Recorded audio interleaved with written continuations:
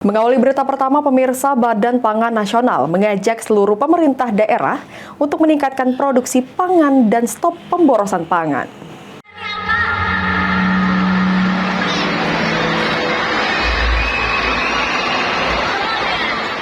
Badan Pangan Nasional membuka program Jenius tahun 2024 dan gerakan Stop Boros Pangan di Gedung Olahraga Biduk Kajang Kayogung, Ogan Komering Ilir yang dihadiri ratusan siswa-siswi sekolah dasar dan diberi makanan yang lengkap bergizi untuk disantap bersama. Kepala Badan Pangan Nasional Arief Prasetyo Adi usai kegiatan mengatakan, program diinisiasi oleh Bappenas ini diharapkan bisa disosialisasikan secara masif bagi orang tua dan guru untuk mengkampanyekan pola makan yang sehat dan bergizi. Hari ini kita bisa launching program Jenius, di mana program ini memang diinisiasi Badan Pangan Nasional, khususnya di Deputi Kerawanan Pangan dan Gizi.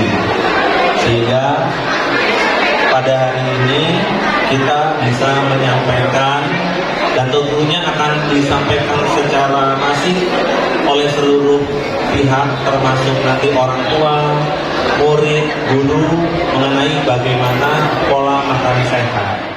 Arief menambahkan agar pemerintah daerah ikut mendukung peningkatan produksi pangan yang dibarengi dengan kampanye stop pemborosan pangan.